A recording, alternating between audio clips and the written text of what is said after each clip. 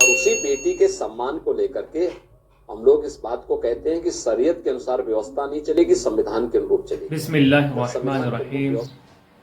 दो चीज़ें ऐसी हैं जिसके ज़रिए हमारी कौम तरक्की की तरफ जा सकती है और दो चीज़ों के ज़रिए ही कौम पस्ती की तरफ जा रही है और जाती है। वो दो चीज़ क्या हैं?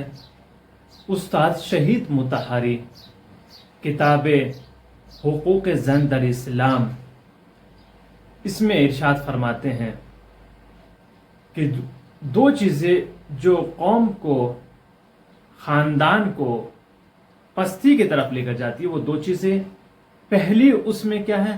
गलत रसूमात हैं जो कौम में राइज हो चुकी है, और दूसरी वो गलत चीज़ें, वो गलत कवानीन जो हुकूमत ने राइज और नाफिज किए हैं।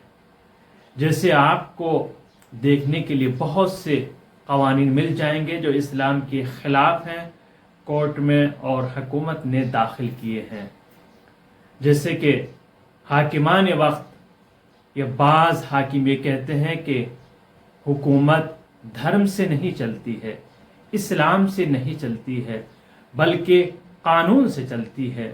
लेकिन वो शायद ये भूल गए हैं, अगर कानून धर्म के ख़िलाफ़ हो, इस्लाम के ख़िलाफ़ हो, तो उस हुकूमत ने फितना फसाद बर्पा हो जाता है।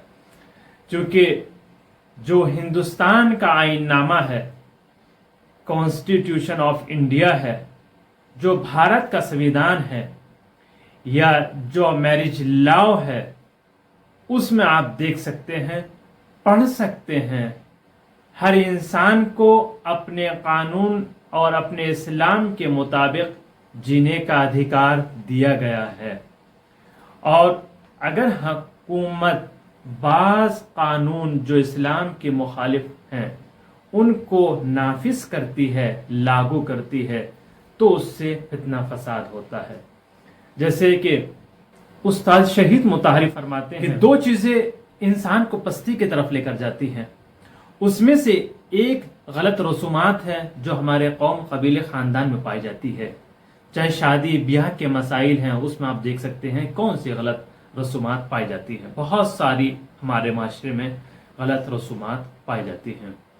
और दूसरी जो चीज़ इंसान को पस्ती की तरफ ले जाती है वो गलत कानून है, जो हुकूमतें गलत कानून नाफिज करती हैं। जैसे कि कोर्ट में मुकदमे चलते हैं, एक बीवी और शोहर के दरमियान इख्तलाफ होता है, फिर वो इख्तलाफ इस हद तक पहुंच जाता है कि वो मुकदमे कोर्ट में दायर हो जाते हैं। आप वैसे देखें, इतने इख्तलाफ ज़्यादा नहीं होते हैं, अगर उनको देखा जाए तो बहुत छोटी छोटी बातें होती हैं जिसको इंसान आपस में बैठकर हल कर सकता है। लेकिन गुस्सा, जज्बात, जोश में आकर हम अपने लिए, हम ये नहीं चाहते कि हम उससे नीचे हो या उससे छोटे बन जाएं। हम अपनी अकड़ को दिखाने के लिए, उसको नीचा करने के लिए 1 लाख 2 लाख पैसा रुपया खर्च करते हैं। अगर हम उससे कहें कि आप 5,000 रुपये दीन के लिए दे दें तो कहेंगे नहीं है। लेकिन जोश और जज्बात में अपने नाम के लिए हम छोटे ना हो जाएं, हमारा सीना उसके सामने ये कम ना हो जाए, कोर्ट में मुकदमा दायर हो जाता है। और जब कोर्ट में मुकदमा पहुंचता है तो इस नतीजे पर पहुंचता है कि तलाक हो जाती है, जबकि शौहर राजी नहीं होता है, लेकिन कोर्ट के सामने मजबूर हो जाता है कि वो राजी हो जाए और वो तलाक दे दे। जब तलाक हो जाती है, वो कोर्ट की तलाक इस्लाम में कबूल नहीं है। कोर्ट की तलाक के बाद एक औरत, एक लड़की शादी नहीं कर सकती जब तक वो शरई तरीके से तलाक ना ले ले। अब ऐसी सूरत में शौहर चूंकि गम और गुस्से और नाराजगी में फिर कहता है कि मैं इसको शरई तलाक नहीं दूंगा। जब शरई तलाक नहीं होगी तो ये लड़कियां, बाज ऐसे मसाइल मेरे पास आए हैं कि उन्होंने अपनी शादी नहीं इद्दत की और नहीं शरई तरीके से तलाक दी गई।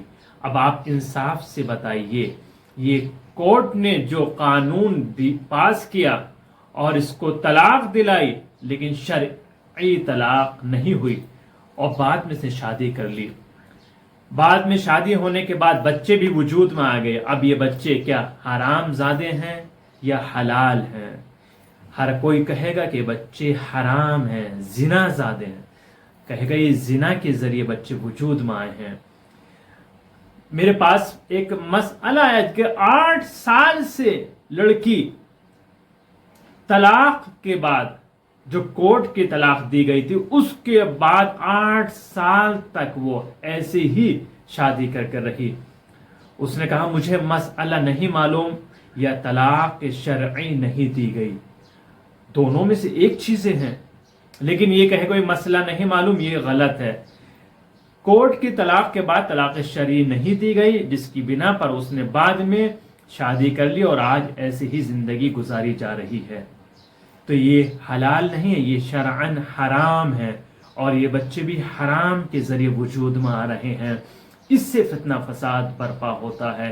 اس چیز کو روکنے کے لیے ہمیں اور آپ کو ایک قدم آگے بڑھانا ہوگا، کیونکہ جو کورٹ کی طلاقیں ہو جاتی ہیں اس کے بعد شرعی طلاق ہونا بہت ضروری ہے، واجب ہے، اور طلاق کے بعد عدت بھی لازم اور واجب ہے۔ اب انسان بہت سی لڑکیاں بہت سی اس چیز کو انجام نہیں دیتی، نہیں عدت کرتی ہیں اور نہیں شرعی طلاق دیتی ہیں، یہ غلط ہے۔ اس کو اگر آپ نے انجام نہیں دیا تو آپ لڑکی دوسری شادی نہیں کر پائیں گی جب تک شرعی طلاق نہ ہو جائے۔ تو یہ 2 چیزیں، غلط رسومات جو شادی میں چل رہی ہیں، جن کے ذریعے مشکلات وجود میں آ رہی ہیں، چاہے وہ مہریے کی شکل میں ہو، چاہے کھانا ہو، چاہے دان پان ہو، دوسری چیزیں ہوں، مہریہ اتنا زیادہ، حد سے زیادہ رکھنا جس کی بنا پر اختلاف وجود میں آ جاتا، وہ غلط ہے۔ جتنا بھی ہو سکے کم از کم ہونا چاہیے۔